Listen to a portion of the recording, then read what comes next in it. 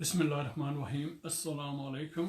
आप सब भाइयों को बहनों को मेरी तरफ से सलाम। Saturday 2nd of May 2020 and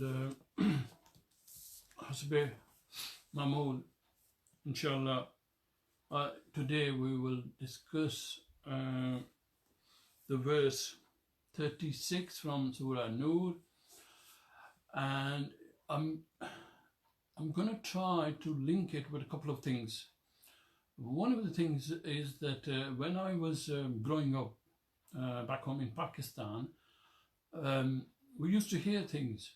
People used to talk about that the Western world, the Europe, the America, Japan, how ahead they are. 40 years, 50 years, they are ahead. People, this is something that I used to hear when I was, growing and in school. I was going through the school education, so I'm gonna, inshallah, I'm gonna try to link that, and then I'm going to link it with the parenthood, the responsibilities, what we have as parents. And as a community as well, inshallah, I'll bring in somewhere the responsibilities of community and the corrupt system that we brought with us, unfortunately, from Pakistan when we came over. So first of all, let me read the translation of verse 36 from Surah Al Nur. As you know, that we've been going through it. So, where are we? In verse 36, Allah says that such a lamp, we discussed yesterday about, if you didn't see my live broadcast, then it's on the Facebook, and please have a, listen to it, watch it. And I have uploaded the video as well I will share the link of that video on the Facebook as well. So please go on and listen before, obviously, if you're not listened to it yesterday. So it will make sense. It'll come together, if you like. So in verse 36, Allah says that such lamps are to be found in houses that Allah has permitted to be erected, and in which His name is mentioned, and where glorifying Him morning and evenings. So Allah said, yesterday when we discussed the verse 35, Allah subhanahu wa ta'ala said in a simple and quick way, I'm just going to share that with you today. So Allah subhanahu wa ta'ala spoke about Himself, glorified Himself, being the light of heavens and the earth. And then Allah subhanahu wa ta'ala illustrated that with the lamp and the oil, its oil, and the glass, the brilliant shining glass like a star, and how that lamp in a room illuminates the whole room, being the heart of a person, of a Muslim, of a true servant. Now then Allah goes on in verse 36, and Allah says that those lamps are to be found in houses. So here are those lamps are to be found in houses.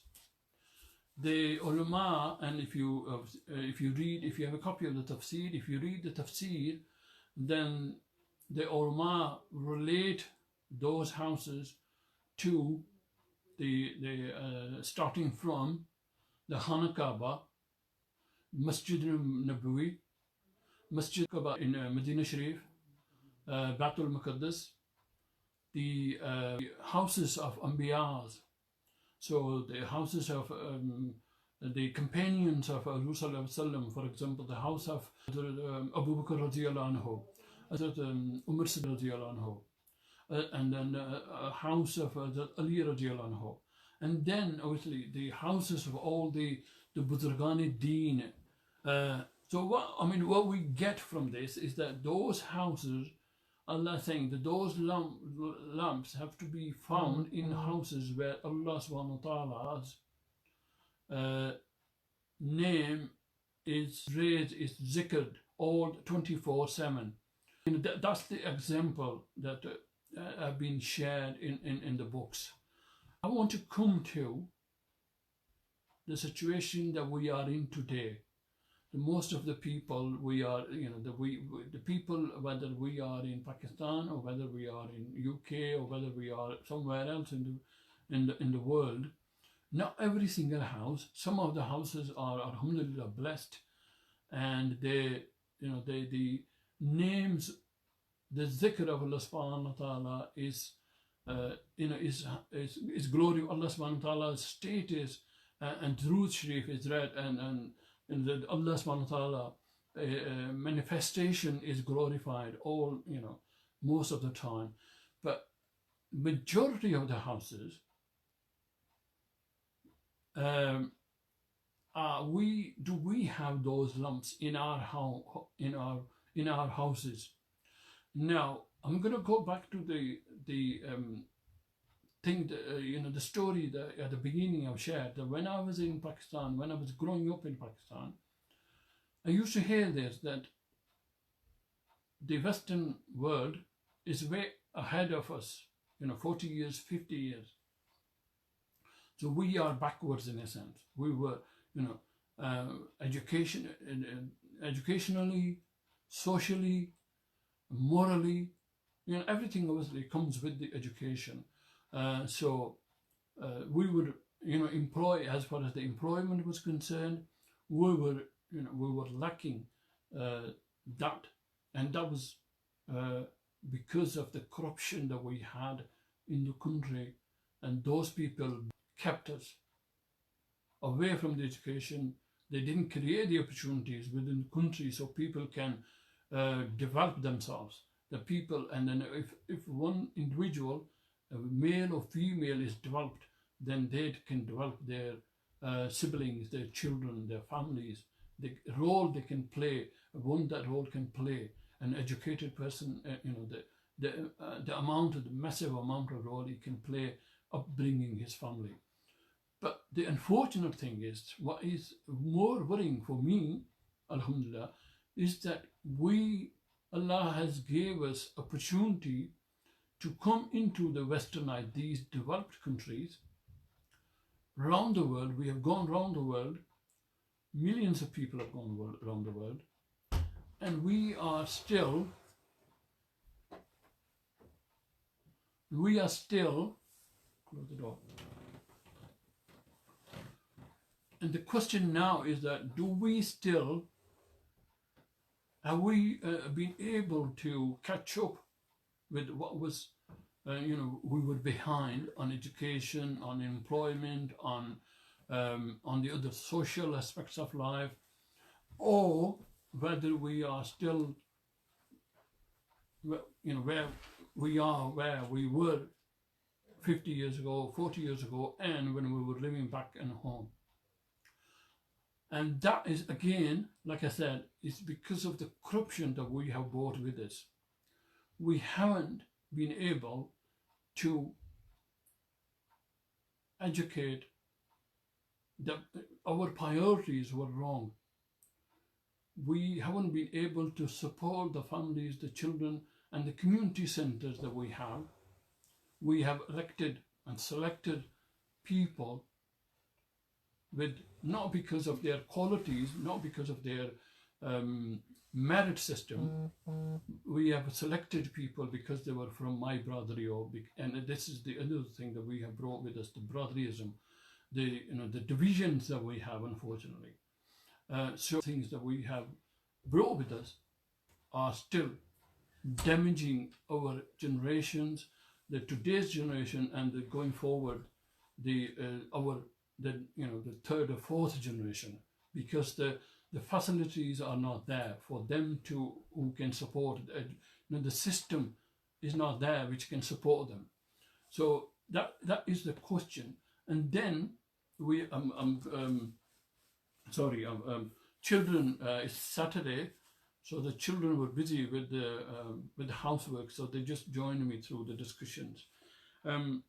So for your information, and all the massages in the world where, you know, Allah has allowed us to build, look after, maintain them, and obviously, yeah. So in those houses, nothing is discussed or should be discussed. I mean, nowadays we go in with the phones, with the and we are some of us spend more time on social media. As soon as we move away from the namaz, we were on the phones. Buzurgan Deen, what we call, you know, those people who spend their life not only glorifying Allah subhanahu wa ta'ala, but bringing people into Islam. Hundreds of thousands of people, you know, they brought into Islam. Why? Because they were simple. You know, the morality was so high that the people, the way they lived their life and the way they spoke to people, they came into Islam. Yeah. So, you know, those houses. And then I was talking about now when you came in that, you know, I was trying to compare our houses in a sense. Yeah. Houses are the places where Allah is glorified. Never mind 24/7, but some part of the day, some part of the night. Yeah. And, you know, the ulama says then that there are places within a house, and this is very important, you need to pay attention on this. Ulama say that there are places within the house, and there are places within the city, there are places within the country, there are places within the world where you can be and you will only do good, nothing else. You understand? And then there are places the other way around, the opposite side, where you, whether it's house or whether it's a city, whether it's a country, or whether it's globally, where you will only do something which is forbidden in Islam and you can't do any good. Yeah? So, coming back to the point I was trying to make, that because we have stayed backwards, because of the corruption that we had, because of the corruption that we brought with us, and this is annoys me so much that it, you know, I get angry with this whole situation, this Chaudhryism, this brotherism that we brought with us. And we elected and we select people that don't have the qualities to serve the communities. And we are damaging our generation, today's generation and tomorrow's generation. And we're not there to support. Can you imagine those people who have the conscience? Can you imagine what damage are we causing to our children? Anyway, so the houses that we have, unfortunately, we have created places in our houses where we can't do anything other than sinning. Yeah? With these mobiles, technology, with this wireless technology, the broadband, with the TV, and with the channels that you know, today they're available, the amounts of number of channels that are available, and we have brought this shaitan into our homes. So, you know, we unknowingly and unwillingly, yeah, we have created places for ourselves and for our children where we cannot do anything good. Religiously, spiritually, we cannot do good. And what we're doing, we going towards the guna when we sit in these places. And this should be a serious thing, a terrifying thing for us. Because what we believe on the judgment day. We believe that one day we're going to stand in front of Allah subhanahu wa ta'ala. And what we, you know, instead of spending time, instead of we having, you know, creating a place where we can, the elders, the young ones, that we can, the elders should be facilitating should be paving the way for the children, for the young ones, where they can say, where they can glorify Allah subhanahu wa ta'ala, where they can read Durood Sharif, where they can read Astaghfirullah, where they can praise Allah subhanahu wa ta'ala, not 24/7 obviously. I understand we need to go to work, I understand we need to clean up like they were doing, alhamdulillah, which is part of the ibadat as well. Listening to your parents, listening to your elders is ibadat, is part of the deen, is part of the deen Allah subhanahu wa ta'ala has given us. One of the major sins we discussed is that obviously disobeying your parents. But what we're doing today is not Islamic. It's not, and then we talk about not having the low level of concentration in our namazan. We talk about low level of the light that we should have. And why? Because all the time it's phones, it's television, it's social media. And now I want to come on the parenthood, the children.